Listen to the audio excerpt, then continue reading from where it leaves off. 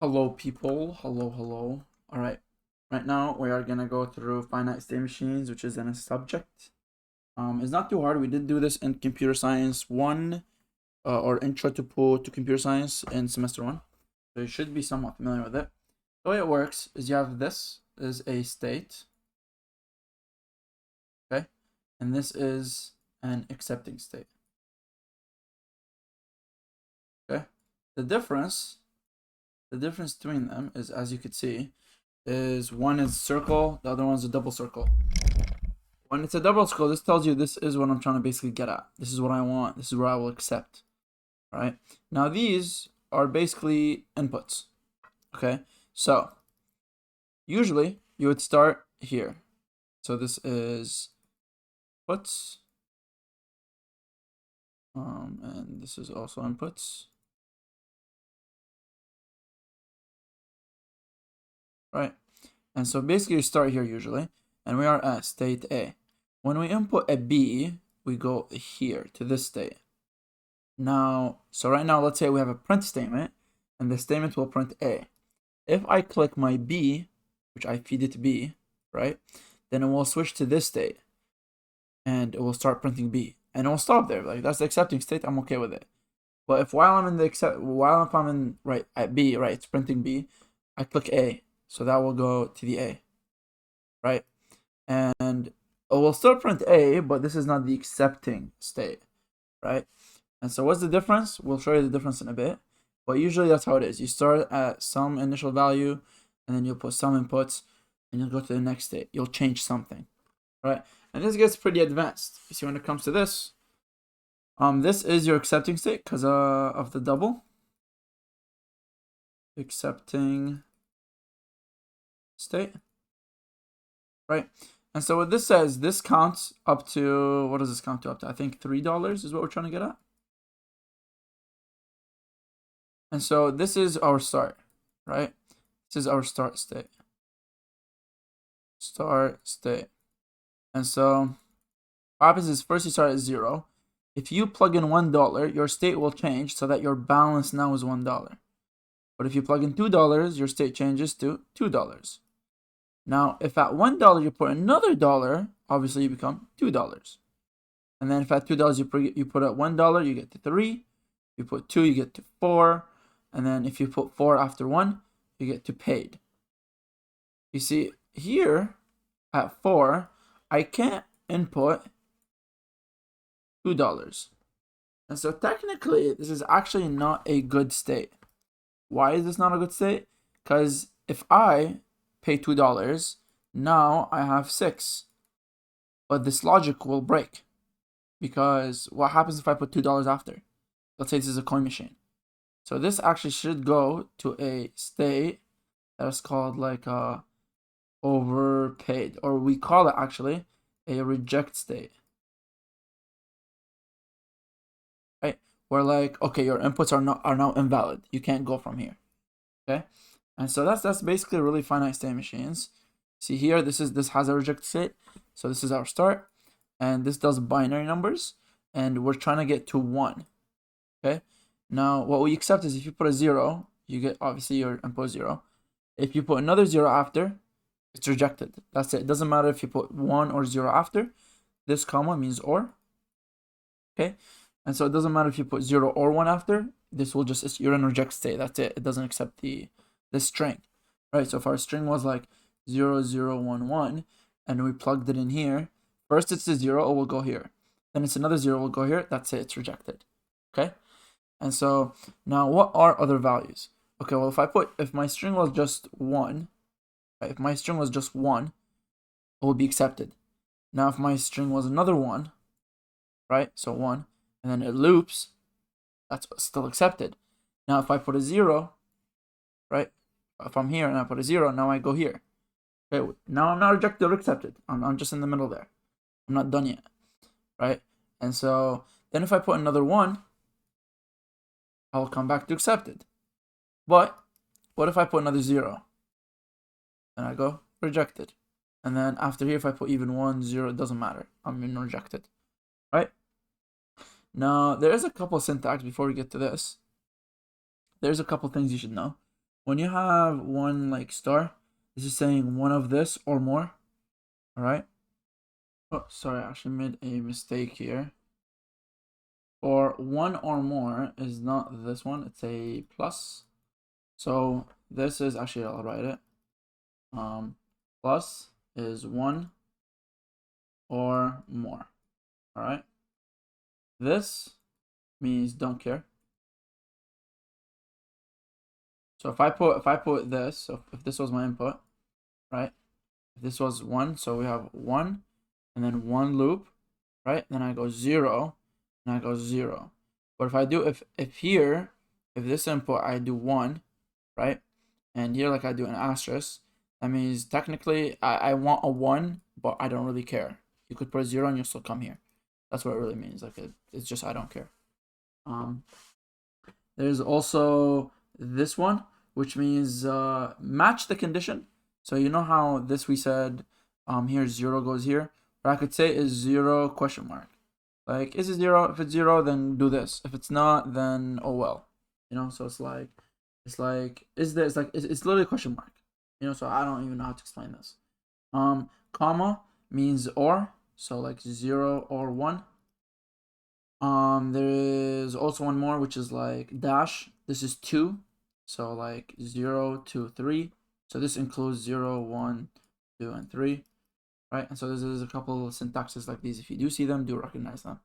It's just basic syntax. Like if you saw this, if I told you in a text 0-3, you'll know I'm talking from 0 to 3. You know what I mean?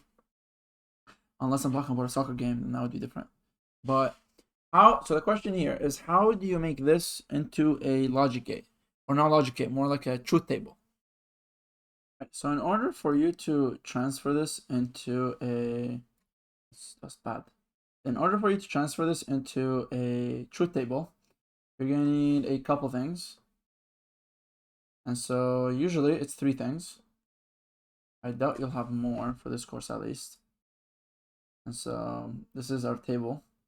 And so our table says is we have obviously our input, and then we have our current. I should write it here. Current state, which is denoted as QI, and this is next state, and this is denoted as QI. QI plus 1. All right, and so the way it works is if my input is 0, so if I input 0, right, if I input 0 here, and the current state I'm at, so my current state is 0, let's say, right, my current state is 0, and I input 0, what will happen? You know, let's say I'm here and I input 0, what will happen? As you can see, there's no arrow that says 0, so this will just be, my next state is just 0, it doesn't change. And so if my input is 0, but my current state is 1, let's say I'm at 1 and I input 0, as you can see, it goes to 0. And so my next state is 0. Now, if my input is 1 and my current is 0, then I go to 1, right? If I'm at 0 and I input 1, then I go to 1. And then if my input is 1 and my current is 1, then what I get? If I'm at 1 and I input 1, I just get 1. And that's really how you make a truth table for it. Now you can optimize this using K-map. So if we were doing it, actually, since I already taught K-maps, I'm not going to go through it, just to save time. So here, this is one of the activities in class, and it was come up with an FSM to represent inserting a $2.75 into a vending machine to pay for a snack.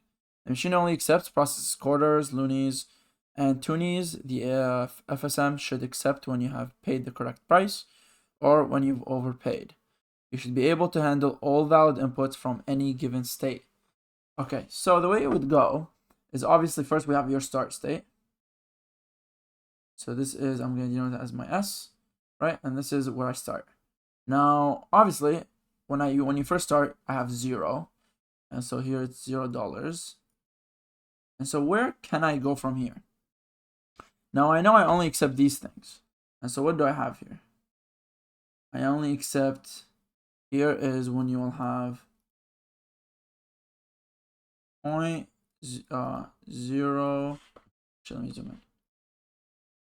This will be 0.25, right? And then I also have another one, which is 0. What do we take? So quarters, dollar, or $2. All right, so this will be $1, and another one that will be $2, right? And so from here, from state 0, what can you put in? You can either put in my 0.25, right? Or, well, it didn't work this time. Or you can put in your $1, which you'll get to this state. Now you have $1. Or you can plug in $2. Now, once you get here, once you get to this point, where can I go? Now, if I put another 0.25 cents, that's our Attic loonies. If I put another 0.25, then I will get to a state that is 0.5, right? And so if I put another 0.25,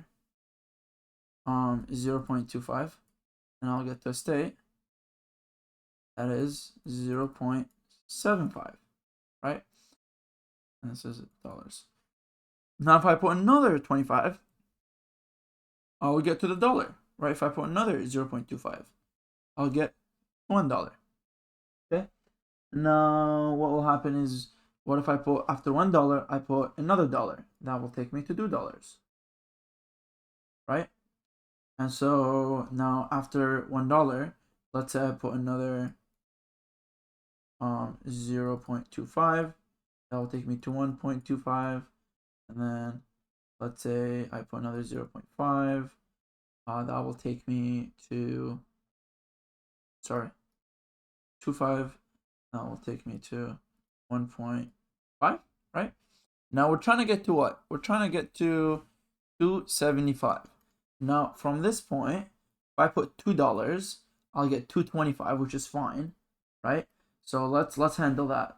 So from here, if I put the lowest amount, which is, why does it take so long for it to process? It's so annoying. 2.5, right? If I put another 0.25, I go to this state. Now if I put $1, I'll also go to that state. So if I put $1 here, I'll go to my 2.25, right? And so now here, if I put 25, I will go to 1.75, right? And then if I put another 25, I'll get here 0.25, right? I get to $2. Now if at here I put 0, and we're gonna start getting to the overflow part, 0.25, then I will get to 2.50, and then if I put another 0.25, I will get to 2.75, which is my accepting state. And so what we'll say is here, after you get to this point, we have an accept state here. Oh, that's an ugly looking circle. No wonder they didn't recognize it. So this is like 2 circles, and this is our 2.75. This is what we're trying to get to, right? And so after you put that 25, you'll get to accepting state, 0.25. Now beside this state, we have a second state. This state is going to be my overflow state, which is the reject state. Reject, right? Which in other words, I can say overpaid. Right? Now, if I'm at here and I put $1 or $2, right? If I'm at this state and I put, well, even at this state, to be honest, if I put $1 here, I get 3. If I put $2, what will I get? I get 4. And so that's overflow. And so we can say here, this is if you put 1 or 2, a loonie or a toonie. Now here, it's the same thing. Overpaid. If I put 1 or 2. Here, overflow again. If I put 1 or 2. But if I put 25, it's fine. It goes to accepting. All right. Now here, if I put 1, I go to accepting. If I put 1, I'll go to accepting. Right. Here, if I put 2, I go to accepting. Right. Now, what if I put $1 here? What will I get? I'll come here. That's $1. All right. Now, if I'm on overpaid and I put more money in, if I'm on overpaid, do I put 0.25, or if I put 1, or if I put 2, you'll still be overpaid. So you're not gonna go anywhere. It just loops, right? And so maybe I'm still missing a couple more. It is a little bit hard to keep track of this, so you do want to make your drawings beautiful, unlike mine. You see here, if I put $2 overflow, that's $2 overflow. Here, actually no, if I put $2, I get 3.5. Here, if I put $2 is overflow, right? This is $2 overflow. And so, and here, if I put $1, I've already handled that. Here, if I put $1, I'll get to 250. Right? So if you put $1, and so this is really finite state machines. Maybe I'm missing a couple more. You see here, if I put $1, I'll get to 1.25. There's a lot of things I can handle. If I put $2, I will get to here. If I put $2, here, if I put $1, I will get here. And if I put $2, I will get all the way here. So it looks like a mess, but there's a cleaner way you probably could do it. So the thing is, with finite state machines, like example for this one, if I put one or the other, then it doesn't store it. It kind of just gives you the state, but it doesn't remember the last state I was in. So here, if I was at 0.25 and I put $1, or let's say, where's an easy line that I could read? If I was at the start and I put 0.25, right, it takes me here. Or let's say I was actually at the start and I put $1. So I came here now. But can I remember what state I was in? No, there's no memory here. It doesn't remember where I came from. I could have put 4 25s and it still could have got me here.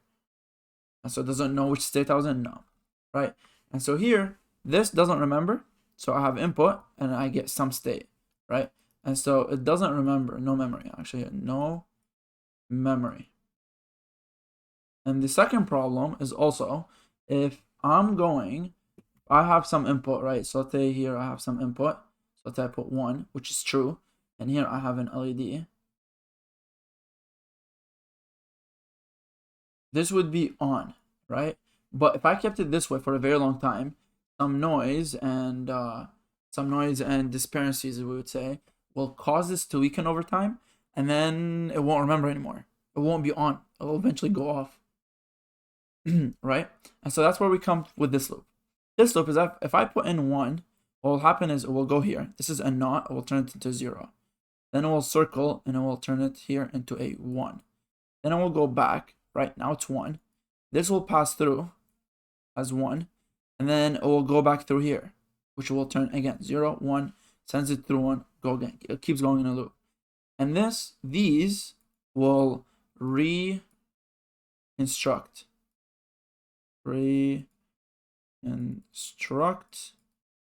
signal.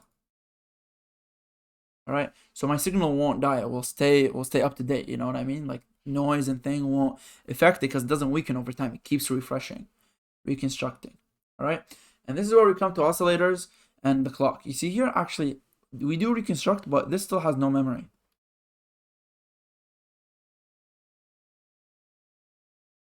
Why? Is because if I change my input from 1 to 0, then everything changes. And we still don't remember where we were before I changed it to 0. Maybe I was at 0 and I changed it to 0 again. You wouldn't know. Or if I was at 1 and I changed it to 0, you still wouldn't know. Everything will change, the input and the output. So this is no memory. And this is where we come to oscillators and the clock. But that will be in a separate lecture, next lecture.